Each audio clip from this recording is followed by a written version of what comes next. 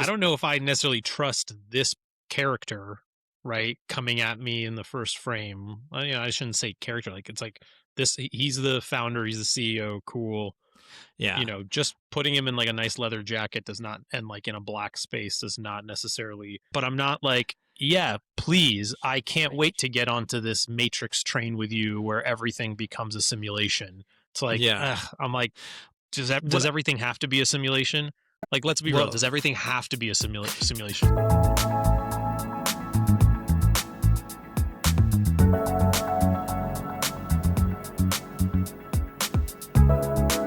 welcome to Brandzilla, a show where we break down the freshest examples of branding. We give honest takes on what worked, what missed the mark, and talk about how they pulled it off, from scrappy startups to global giants. I'm your host, Mischa Vaughn. With me is Mischa Sundakovsky, and today we're talking about fundraising videos, or as I like to call them, bag brags, because they always start off with that big number. We've raised $1 gajillion, and it's in your face. And it's a format that we've all, if you're on LinkedIn or online in general, you cannot avoid it.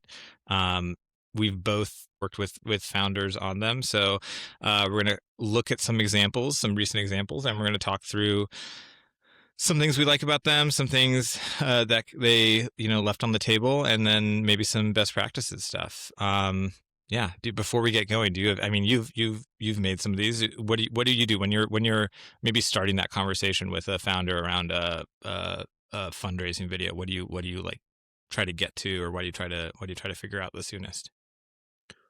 Yeah, I mean, to your point, I've made a lot of these, and the last couple of years, I've worked with a lot of clients who come to us with this same request of, hey, we need a video. We just raised our Series A, Series B, and the first thing I sort of start to think about is, where is this company at in their journey?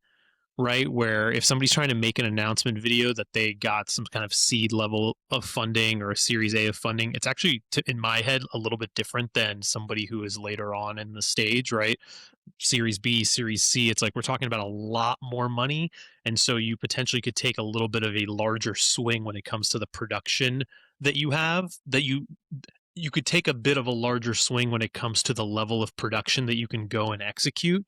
And having done this for 20 years now, I cannot with a good conscience, sell a company that just got a seed or a Series A level of funding on doing something that is, this One time hundreds of use. thousands of dollar investment into this video that is going to be Mhm, this moment in time mhm. where they launch it and they think it's going to be the next viral thing. And so that's always like a conversation that I have to have, is sort of tempering expectations, because literally every single person I've ever spoken to has said, well, we want it to go viral. Of And course, the of reality course. of that is that you cannot really predict that. And all you can do is try to put your best foot forward and make the most creative, clever thing that has the best hook that actually Yeah, sort of answers the question of, why would somebody want to watch this? So yeah, that's the conversation that we like to have. And then after that, we just try to not make a boring talking head video, yeah. which we're going to look at some. And let's get into it. Yeah, without further ado. So, and you're totally right. Not every funding video is created the same. The first one that we're looking at is Replit. So Replit just announced a raise of $400 million at a $9 billion valuation. Congrats to the Replit team on that raise. And I think when I'm talking to a founder, similar to you said, it's the really main thing is like, hey, what is your overall, what are some of your goals overall that you want this to help get to? Because virality itself isn't a goal. Making a video isn't a goal. Saying, hey, we want to help promoting a latest product. We want help getting customers. We want help recruiting. Having that kind of focus is good. Replit's in a bit of a different situation. $9 billion valuation, $400 million raise. This is also was like they shot this at the same time as they did a really long product narrative video that has a really great demo in it. And they released this the same day they had the product video.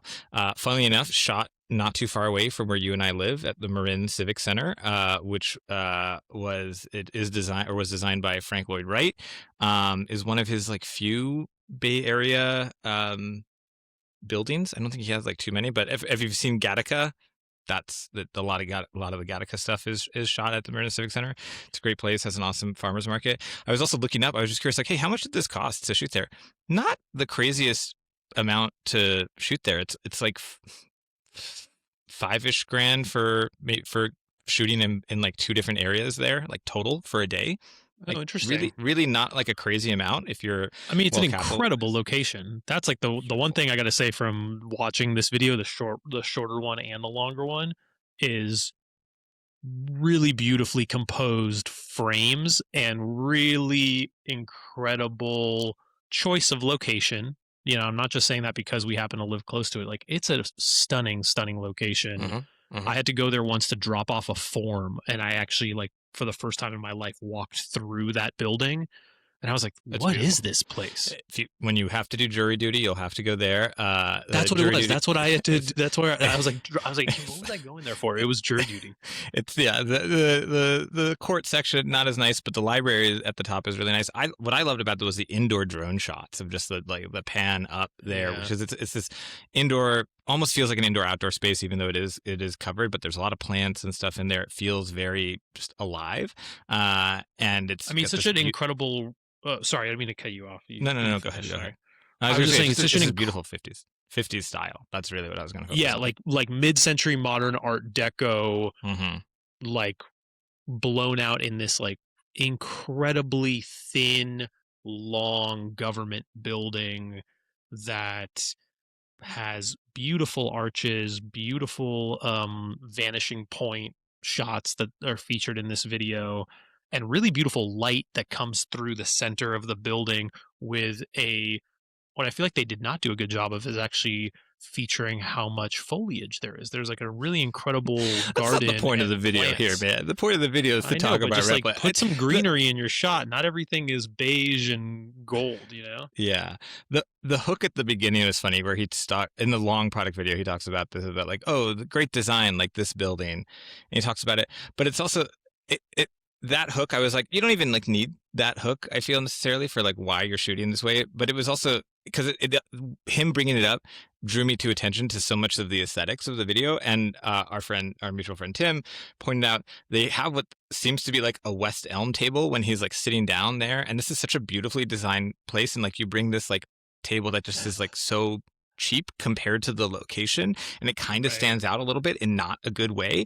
And that's me like reading into it a lot. And I think for the short video, just the fundraising video, it's so short. Its purpose is pretty much to do that, and kind of serves to like hype up the company. And part of me wonders, like, did this really need to be 2 different videos? Could this have just been a 30-second prelude to the product video at the beginning, that you cut out potentially? I mean, I understand why people do these as 2 different videos. And you don't want the valuation to be the thing that your users don't really care about. That, if anything, it could turn some of them off. But it's just this part of me. It's like, you're fracturing your attention a little bit. You have to keep resharing it to get people to see. If you want people to see the product video, and you've started with the fundraising video, you kind of have these different things that you're juggling. I don't know. What do you do when you do that? When people it seems to like come to you and they say like, "Hey, we want." It turns out to be like 3 different videos. How do you approach that conversation? Well, I actually think if something warrants more content as opposed to trying to squeeze it together into one, I usually am like, yeah, this sounds like 3 Hmm. different videos to me, and let's talk about how we execute this.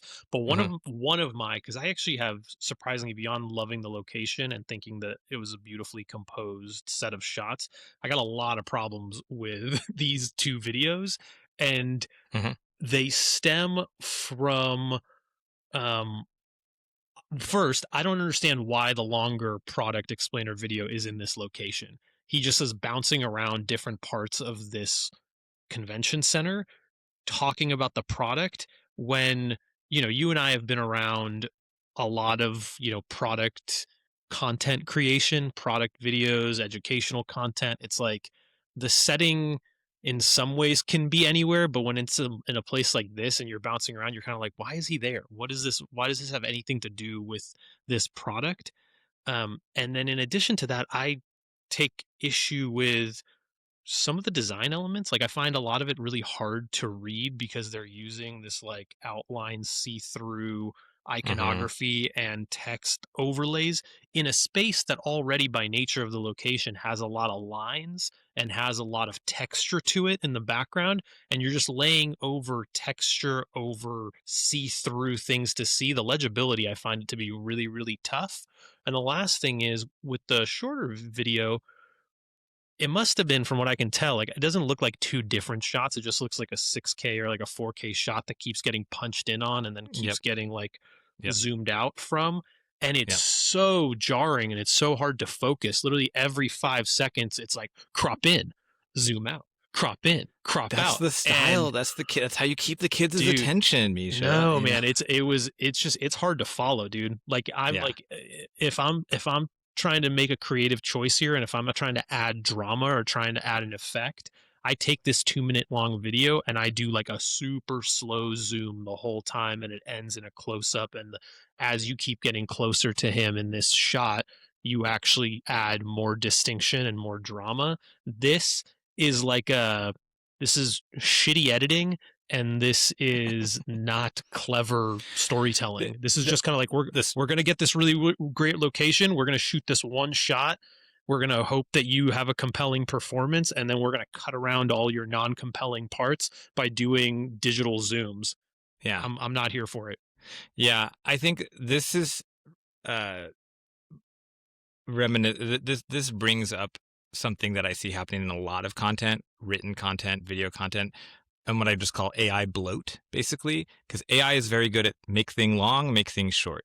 And when it makes things long or it tends to be verbose, even Amjad's just like thing that's, 5 paragraphs or 4 paragraphs doesn't need to be 4 paragraphs. It could just be, this is how much we've raised, some bullet points, and then a rah motivating thing. And even that short video is like 2 minutes, is like that could be shorter too. And the product one is it's 9 minutes. They're trying to show off everything that the product does. It does a lot, and I get that, but it could do it in a more engaging way. It could be like, hey, instead of all being kind of like one product or one following one thread, show these different use cases and stuff like that too. I think it's like it's such a good example of how the medium of storytelling through cinematography, through video, is not just one dimensional. There's like multiple facets of what makes something engaging. And I feel like out of maybe whatever we call it, 8, 10 different facets, this hits like 2 or 3, but we're missing on so many other things that actually make you say, who cares? Why do I care? Or why do I want to keep watching this thing? It goes beyond a beautifully lit composition. Yeah, I think founder delivery also has a lot to do with it. I mean, founder is the chief storytelling officer. It does come off a little robotic. It comes off a little, and maybe it doesn't matter. Maybe that's what people want out of their AI agent building thing. They want, they want to just feel, hey, we're in the hands of a technical wizard and a human. And Amjad is a brilliant technician and stuff too. And he's a solid storyteller. It's just like, is he the most dynamic for an 8-9 minute video? There's a good question. Like maybe you could have brought in some other voices and stuff, and also just to vary it up a little bit, keep our interest a bit versus just like, hey, it's just the same person. Yeah. And I don't have much more to say about this. I want to go into what I think is a really great example of storytelling with our next one. If you're good. Yeah. Yes. So Gumloop raised 50 million. I want to say in a Series B, and it's such a clear goal of like, even right away before you get to it, it's such a clear goal of just like about recruiting, about growing in this team. Recruiting now for any company is the hardest thing to do. If you're not an OpenAI, an Anthropic, a Facebook who's throwing millions of dollars in stock and other people, you have a very hard time attracting the best of the best. And this is what this Gumloop thing, it's showing off vibes, but the vibes are excellent here. And it's not just vibes. It gives off the company momentum without being annoying. And it really shows off the personality. It shows off, hey, we've brought on people who were clients because they believed in the products. It's just full of charm. Even little things like showing that, shooting that shot from the top of Coit Tower from very far away with a really long lens that they also like showed how they did it on on Twitter, I saw the co-founder. He's like, yeah, we just rented like the biggest lens we could find and thought it would be a fun thing to do. To me, this is like pretty much a 10 out of 10 for me, because I think it's short enough, it's punchy, it does the job of, yes, it announces the funding, but it's so clearly about recruiting. And there's a way to edit this to make this like just about recruiting and not necessarily about the fundraise, but whether you need it or not is a whole separate argument that we'll get into in a second. I just think this is, for the goal of recruiting, the charm that it takes, it just feels so full of personality in a way that these videos often are devoid of, where they feel borderline clinical sometimes. So I really love this one. I agree. Super clever. The hook in the opening with like the little point and shoot camera, and that's what you're looking through. All the I love different, that. all the different inserts that they use with the tabletop shots, featuring Aaron, who we used to work with at Webflow together. It's all clever. It's like super clever, super high. But it's not clever for the sake of being clever. It's clever that Yeah. shows off their personality. Even the animation Yes. style, that like rotoscopian-ish kind of thing, it shows off just like, hey, this gives me a feeling of what it's like to work with these people. Even how they bring in their customers and stuff there. Mhm. And that, I mean, if you're going to knock like the one thing I think about this, it could be how they bring in those customers. That could, I think it doesn't feel tacked on, given like the amount of length that they do. It makes me wonder, like, oh, Soundbite from each one.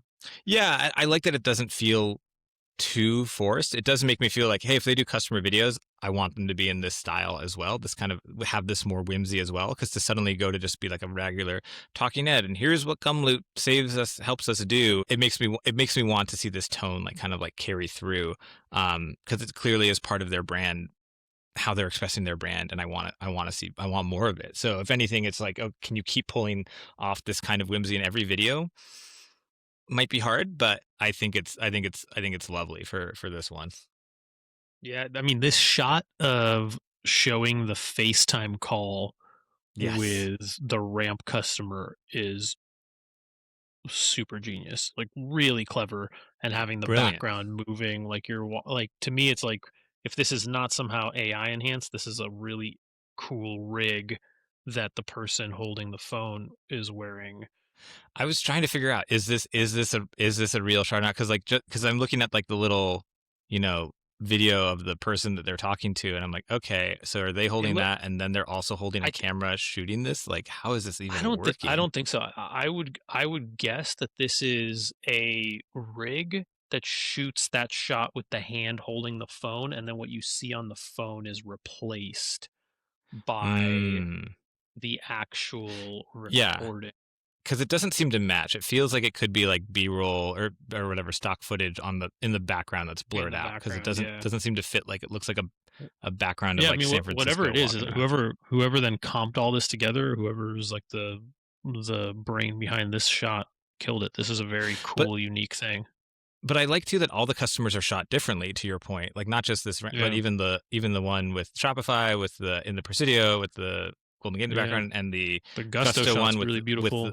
the art behind it. It's like, oh, it's everything has like a different, because not every customer is the same. There's so much temptation to shoot everything, to shoot every customer the same. It has to be consistent. It's like consistency is not creativity here, and it doesn't make, just because your video is consistent doesn't make it good. And I think this is a Yeah. great, the textures, the variability of this, it has so much personality. I know I keep saying that, but it just does in a way that these videos rarely do. And this Gusto interview shot is a really good example of where you can use a digital zoom really effectively, where they punch in on him once Mm, and that's it. You move away. But when you keep doing that the way that the Replit back. video is doing, where it's like the entire video is back and forth, back and forth, back and forth, it gets Hmm. nauseating. Agreed.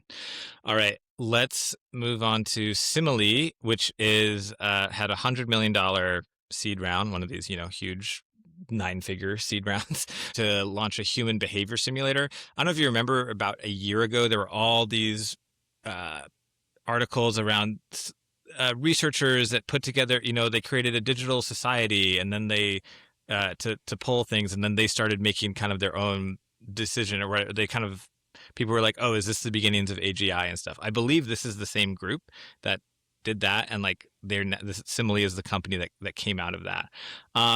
This one, I just have to say, like, I think this is, it's not obviously the quite the personality of the other one, but it's while it has a lot of the tropes of a funding video, it's very tight. It's just over a minute.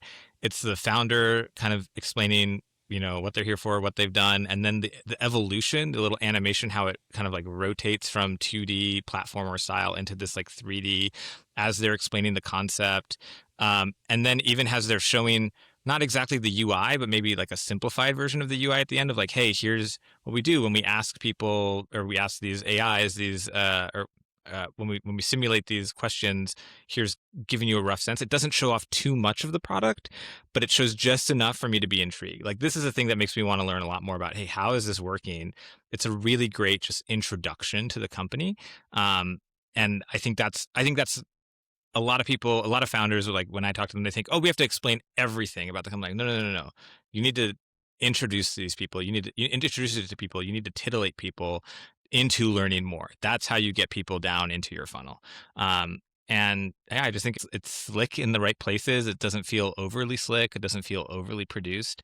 And it's not too technical. I think it can be easily used outside of the fundraise. If you just like chop off the intro, change that a little bit, you can use it for clients. Investors will investors will probably hate it because they don't even mention the logos, but you don't need to do that except for signaling. And when you're a company that's raised $100 million, you don't need to put your investor logos in the video. You can just put it in the text the way they did. And kudos to the CEO for knowing that you don't have to do that. Because I think a lot of founders feel the pressure. Oh, we've raised 40, 50, 100 million bucks. We need to put the investor logo in it. That's super interesting. I've definitely worked on a couple where the CEOs have been like, no, right in the first frame, we need to say this was from so and so and so and so. And you can do that, but I would say make sure you do that. If you do that, make sure that you have a version of the video that works without that, because right. You do need it for signaling, sometimes for customers and stuff like that too, but like often like you're kind of burying the lead. And if you're kind of use this for like ads or other things like that, like a regular person, it's like you want to get people, you want to hook people as fast as possible. And I don't know, maybe I don't know, I haven't looked at a lot of data about this. Maybe something like, hey, we raised 100 million from Excel, that will get people love a big number. Right. For sure. I just think it's more interesting to get to why your startup is different sooner versus just the number we raised, where you can give that intro in the text. Any of your thoughts on this Simile one? I'm looking at 2+ million views. Everything that you said, it's like I see it, and I hate to be this guy, but I kind of don't like it. I don't like it. And like, I think like maybe it achieves some KPI goals of what it's supposed to do, but creatively speaking, I just don't get it. I don't get it feels so what is it? It feels incohesive, non-cohesive. Incoherent. No, it's not incoherent. I get what they're saying, but it's not cohesive. Okay. The visual language isn't. We start with this guy in this like weird cutout black world where he's clearly not on a black psych. He's like alpha mapped out into a black space. But then when we actually go to anything branded, like the branding elements explaining what Simile is, it's in this white space. So my question is like, why wouldn't you just put him in a white space and make this feel a little bit more consistent? Then to your point around like the 2D to 3D transition, cool, yes. But then I sort of have issue with, okay, their brand is about this like 8-bit, 16-bit, whatever 2D versus 3D world. But then when you cut to Simile, the logo and what it's explaining, it's very modern. It feels very like, the font choices are like something that feel a little bit more elegant and a little bit more high end. So it's like blending all of these different styles and visual treatments. And then when you get to the products are very much what we expect, or whatever it is, the generation bar or whatever is very much what we expect with modern product UI and modern product animation stuff.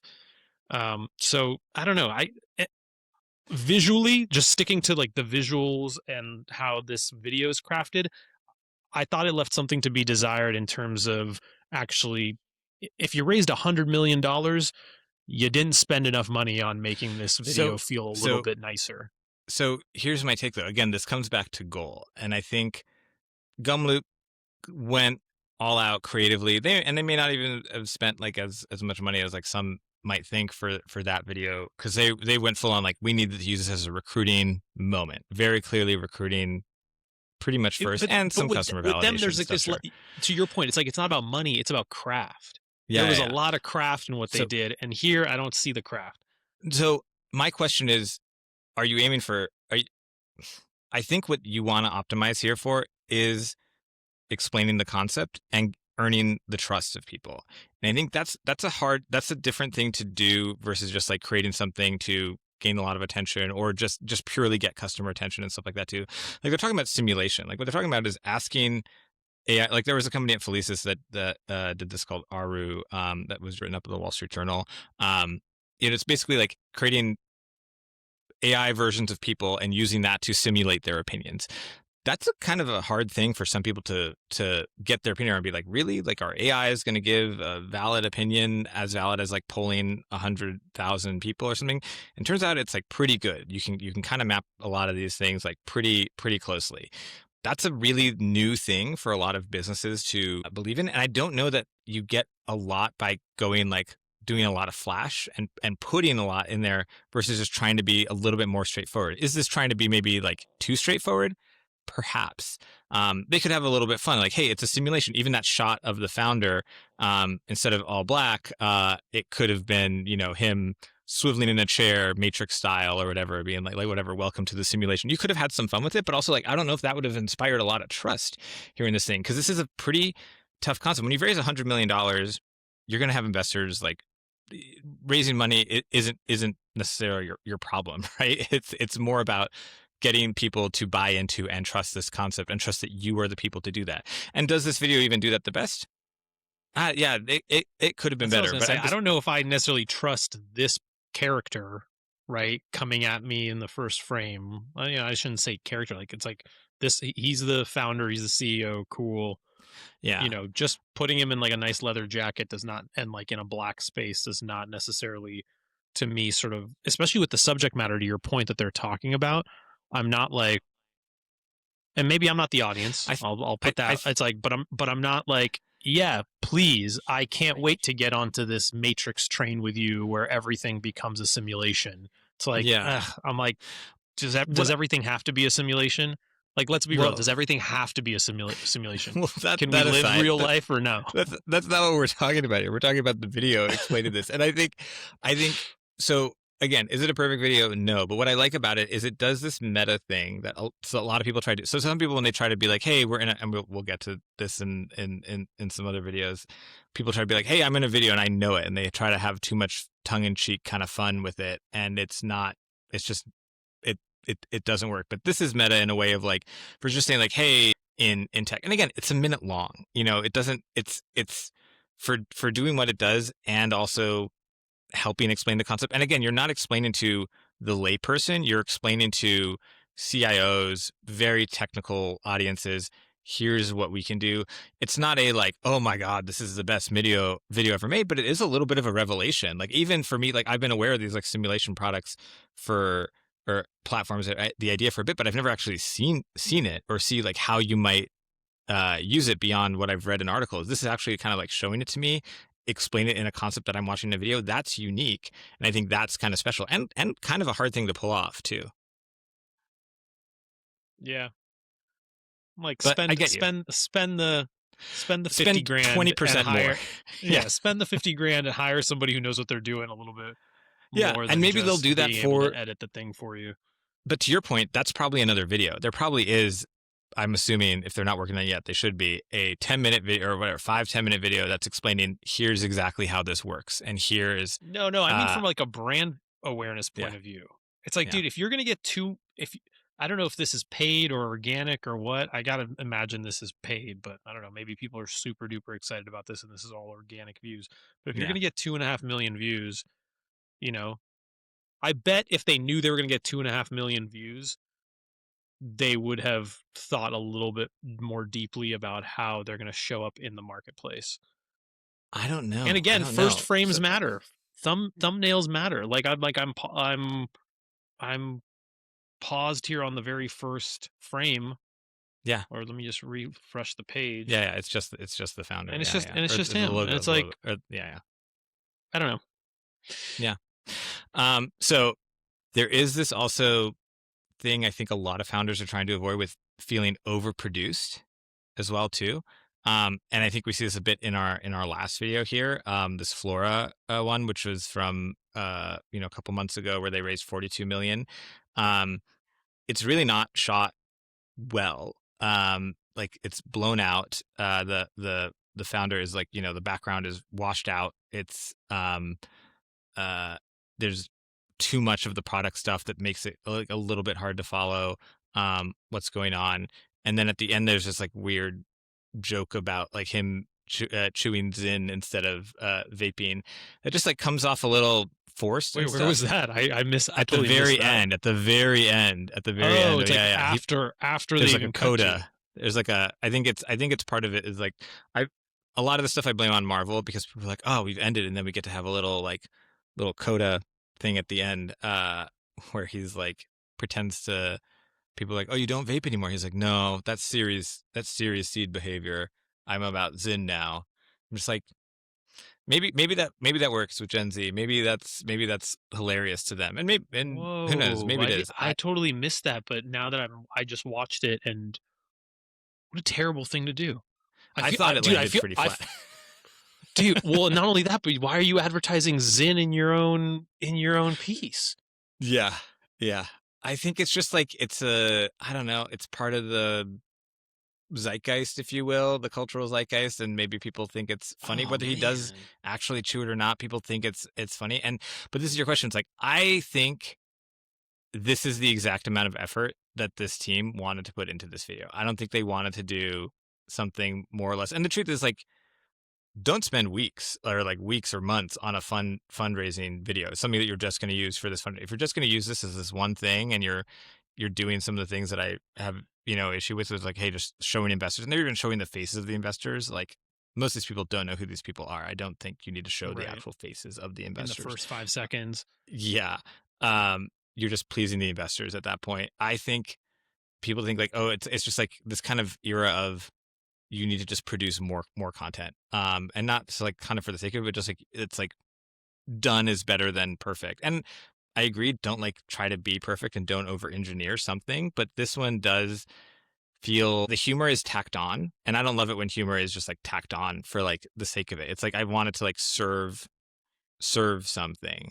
um and even this, like, the product actually seems kind of interesting. Like, for you and I, who both do brand stuff, where like, hey, you could upload brand stuff. Like, I actually kind of want to play I around was with Flora, and I like, was going to say the same exact thing. I'm so compelled by the product. And to your point around what the actual shot of the talking head looks like, your product seems really beautiful. The yeah, content in the product seems really beautiful. The user flow in the user flows of the product seem really beautiful. Why are you juxtaposing this really hideously produced talking head with these beautiful images of this product? It feels like a very big disconnect for your brand specifically, because when I look at the product, I don't think of then their founder chewing a Zin, wearing or packing a Zin and wearing this faded hat with your logo on it. It yeah, doesn't compute. And it comes back to your original question at the beginning of us sitting down to talk about this today, of what is the conversation that you have going into this. And for me, a big part of this conversation is, hey, I'm going to do everything that I can to help you give this video life beyond this moment and beyond just this week that you put it out. Because if you do this right, and to your point, you spend another moment on it, as opposed to just saying like, okay, we don't really want to waste too much time, like, let's get back to building our business. Like, take a moment and realize that video consumption is the way that you build the image of your business. And you, if you do it right, can use this for this moment. You can use this for your first brand awareness ad. You can actually then turn this into something that is a employer engage like engagement tool. Like you can attract employees with it Mhm. and build an actual sort of like culture around like the hoorah of what it is that your business is, as opposed to, yeah, that like Zen moment at the end really ruins it for me. It's like it just feels so over. Like somebody pitched that idea that it was like, wouldn't this be funny if we did it? And nobody in the room had the wherewithal to be like, this is stupid. To me, this shows just not a lot of, to your point, not a lot of thought in the goal here. The goal being a good goal would be to say like, hey, we want people to really like understand this product and what they can do. Whereas I think they went to this goal, hey, we want people to know that we raised 42 million bucks and that we're a cool company. Those aren't good goals. They just, I mean, like they're just not clear. They don't communicate anything specifically. And even to compare this to the the last video that we talked about with Simile, there's actually an opportunity here with Flora to dog food their product in this campaign. Like they could produce a really sick campaign Oh video my that's like, god, hey, you're here's how so we built right. this You're campaign so right, with dude. Flora. And it could be this really fucking cool meta thing. And you could even do Yeah. like really slick 30-second videos where it's like, creative director, hey, we forgot. We actually want to do billboards. Oh Yes, shit. yes. Boom, Flora, boom, spin it out and do it. Boom. And then boom, Yes. here's the billboard. That's a 15-second cut that's really cool and only their product can speak to. And they haven't done that. And maybe that's coming. Maybe that's not what this is. This is, again, it's a fundraising video. Maybe you don't do it here. But to me, it's just more, you have your founder, again, as your chief storyteller. The story they're telling isn't compelling. The product is compelling, but the story they're telling with it is not. And this is one too where it's, again, like, show me use cases, show me how an agency is doing it too. Don't just have a founder explain to me why this is the future. I think people underestimate how sick people are of AI, or just like even just regular people, like, of it, even people who work with AI, about hearing about it. They want to see what it can actually do. They don't just want to hear this is the future, this is the future. It just comes off very insular, deep in the AI culture. And even the thing like the Zen thing just reinforces that. Oh, they're just doing things that are fun. And I think they have an awesome product, and I think they have an awesome campaign or four in them to do. If there are any Flora people watching this, we're not saying this because we're we're we're mad. We just want you to be better. We just want you to do better. And we think there's a lot of potential here. Okay. My last point on this one was going to be, I think how this one came about is like someone literally wrote into ChatGPT or Claude, was like, we want a video a script that summarizes, we've raised this amount from this many investors. We want it to be fun-ish. So have a little joke at the end, and also make sure you tell people we're hiring and explain the core things about our product. Mm. And that's just kind of how it reads. That's kind of how it sounds. Maybe they edited out some of the like obvious AI isms, but it just reads like there wasn't a lot of like structure or thought put into it. Just like more of a check the box kind of thing. And you can do that with your fundraising video. It's just a lost opportunity. Totally. You said this earlier around how the coaching or like how the founders come off when he's speaking to the camera for like the Replit piece. I think all the pieces that we watched today, with the exception of Gumloop, right? That's the name of the company, could stand to have a little bit of better directing of the CEO, directing of the founder. Mm-hmm. And it's something that in the previous tech companies that I've worked at was always something we focused a lot on. And the reality of this is these people are the faces of your business. To your point, they're the chief storytelling officers. At some point in time, if the business grows enough, they get media training and they get, Mm-hmm. PR training or whatnot. But especially in an environment where you have the luxury of doing a couple of takes, where you can really coach and guide them through it.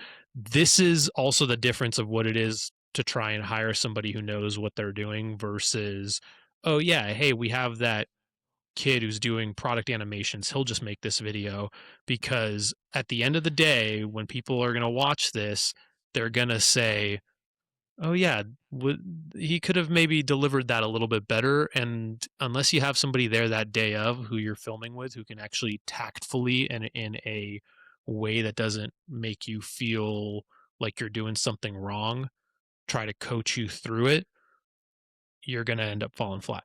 Most of the time, I'd say 80% of the time. That's an A+ point. Yeah, Replit, Simile, and Flora all feel like product videos, check the box kind of things. And the Gumloop one feels like a story. And it's like, if it's your fundraising video, you need to tell a story. You need to tell a compelling story. You need to have a clear goal, a clear audience. And they do this. It's not to say like The only one that doesn't really feature the founder speaking too. Yeah. That is true. That is true. I mean, it may be his words and stuff in there, or I don't think he's the narrator, but could be. But yeah, it's a good point too. To the point that we've been making, the founder is the chief storyteller, but there is an over reliance that comes on that. Or sometimes the founder thinks like, I need to be the face of this, or it's my show and I have to do it. It's like, you need to do what the story demands. All right, so that's it for this episode of Brandzilla. Thank you everybody for watching, listening. Share with us any clips that you see, and follow us on wherever you get your podcasts.